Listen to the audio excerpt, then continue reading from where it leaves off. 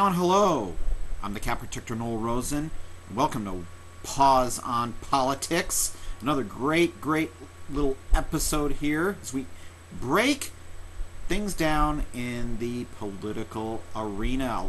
A couple things have happened this week. Number one, last night was the second of three presidential debates between Governor Mitt Romney and the current leader, well, sitting in the White House, Barack Obama.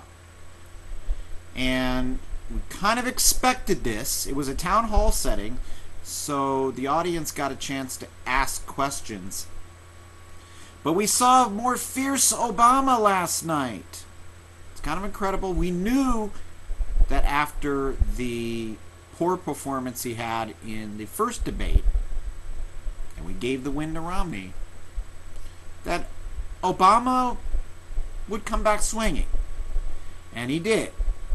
And both candidates pretty much went at it. And it was an interesting format, to say the least. There were the typical questions. The economy, what's going on job-wise, how do people get jobs, the unemployment. There were those typical questions.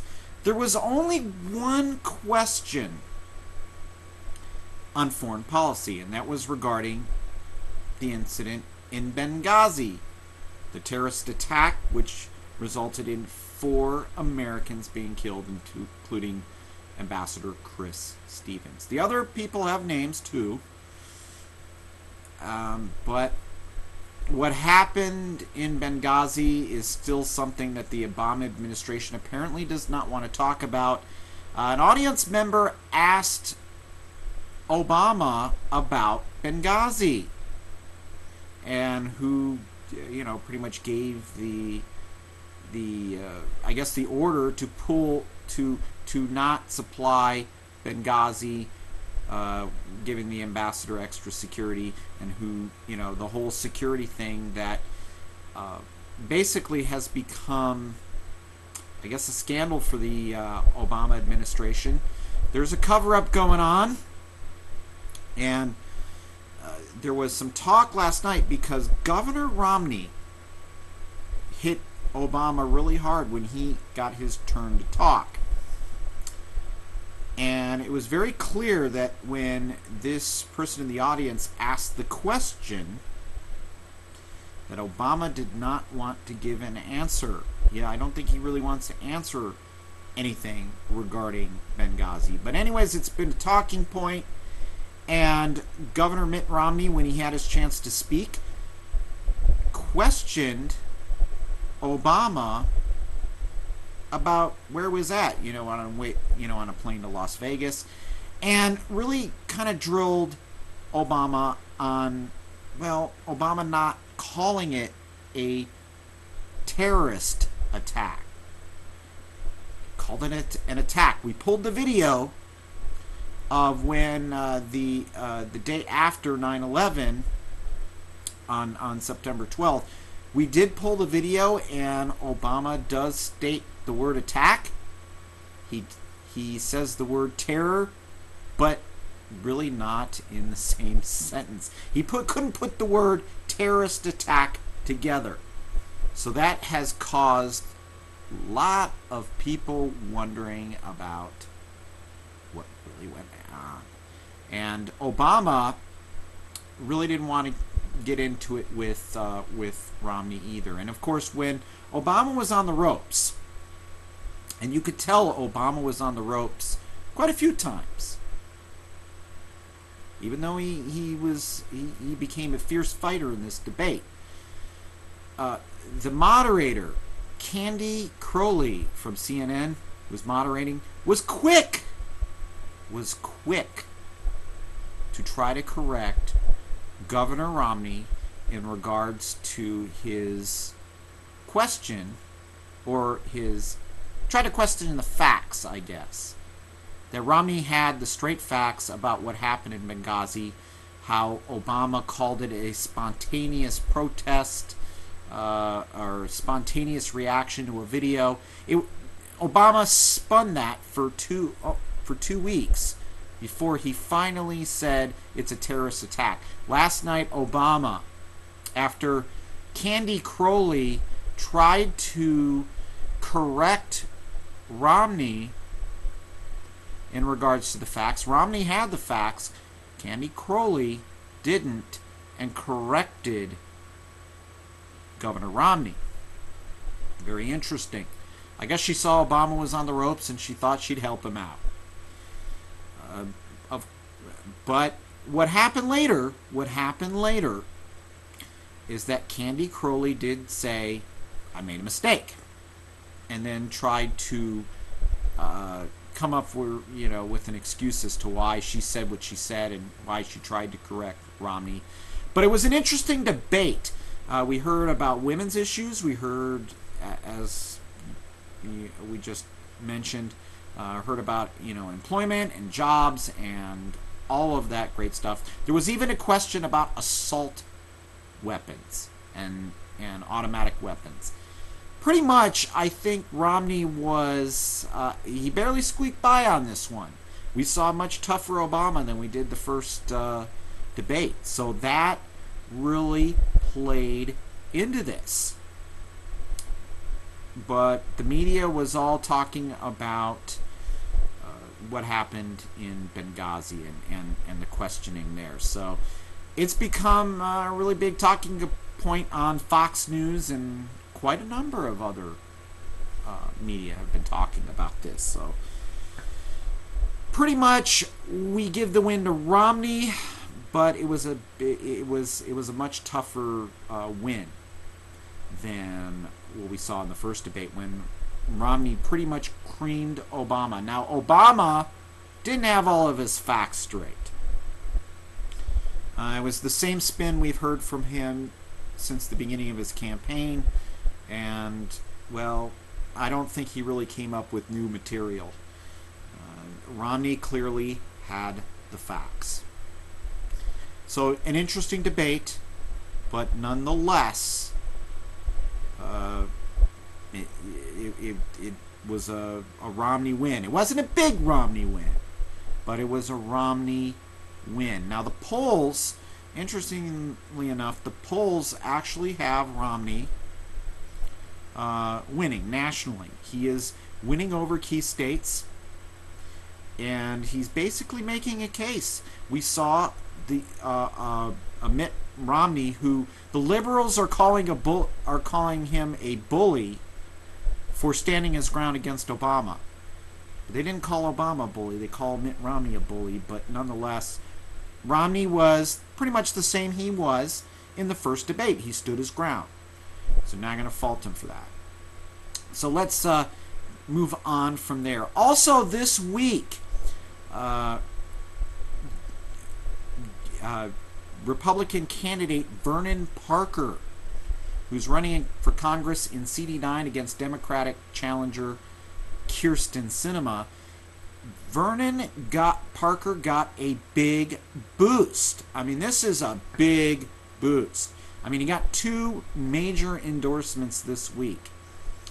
He got endorsed by Congressman Darrell Issa from California, who sits on the House Oversight Committee.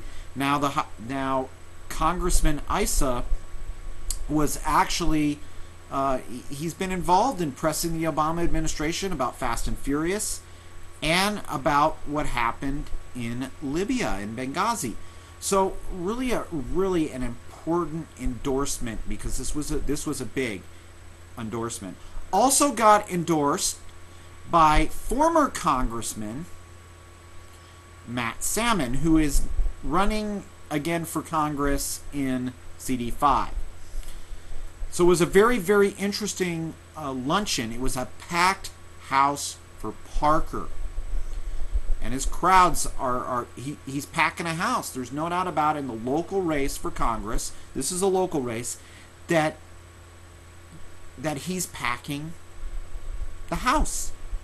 And he's gaining ground. And having 2 endorsements like that is incredible. Now, during the luncheon, because it was a luncheon over there in Monty's in Tempe, packed room with supporters, and a few members of the media, including us, showed up, including Cat Galaxy, showed up. And they held a little press conference during the luncheon. And really, there were some questions about Benghazi and the Fast and Furious, but also Cat Galaxy. We like to get to the facts. I mean, we really ask the hard questions, and we asked a question that really it really resonated. It really it was something that the other media members would not ask, and they don't want to ask. And we're talking about the attack ads against the Republicans that the Democrats have resorted to. The Democrats have resorted to some very lowball tactics in their attack ads. We've seen the race card pulled. We've seen the class warfare. And even the age warfare with this thing with Medicare, pushing Granny over the cliff and all of that. So we asked Congressman Issa, Vernon Parker, and Congressman Salmon about how they felt. And Congressman Salmon was very direct. And just take a look at this. What do you think of the attack ads that have been going on against the Republicans in regards to pushing Granny over the cliff, all of the, the race, pulling the race card, the age card? What is your viewpoint on it? Can I take that one? I think it's unconscionable. I mean, these ads assume that we don't have parents. As conservatives, we don't have parents. We don't have children. And that we don't breathe somehow the same air and drink the same water that everybody else does. The fact is, we care very much about our parents. I introduced my 90-year-old mother today, who, by the way, is on Medicare and Social Security. And we want to do everything we can to preserve and protect both Medicare and Social Security and make sure that it's not only there for them, but future generations as well. That's why we're all against this idea of Obamacare. It takes $750 billion out of Medicare and hurts those very people that we're talking about. Also, when it comes to dealing with the children's programs, all the things that the Democrats are attacking us on, we want to make sure that that money gets to the place where it does the most good, and it's not squandered by federal waste and bureaucracy. That was Congressman Matt Salmon. And, he's a former congressman, but he's running again. I guess when you get the Washington bug, you get the Washington bug. But the Republicans are upset, and rightfully so. The Democrats have resorted to some very underhanded tactics to get their candidates elected. And they have pulled the race card. We're seeing it in the ads. They have resorted to class warfare, and they have involved themselves in, well, what we like to call age warfare. Because they are doing everything they can to scare seniors to vote their way, and people who are concerned about health care. That's the interesting thing. Because they've basically said that the Republicans want to eliminate Medicare. So they're using a lot of those scare tactics.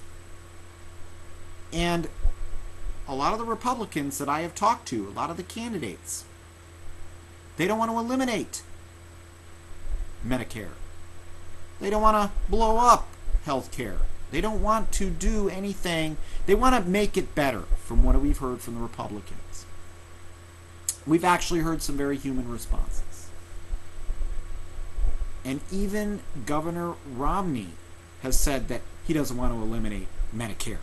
He doesn't want to he doesn't want to destroy the healthcare system. They might want to change it a little bit, but they don't want to destroy it. And I think that that's what's important here. And the Democrats have really demonized him and really painted him in a light that really is kind of unsavory, and it really is. It really does. It does skew things, because the voters want to hear about the issues, and they want to hear about where the candidates stand on the issues without all the attack ads, and that's understandable.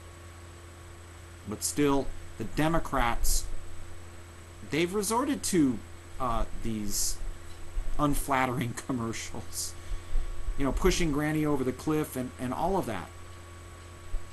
But overall, we are watching all the ads, so it should be interesting. We have actually invited Vernon Parker to come on the show.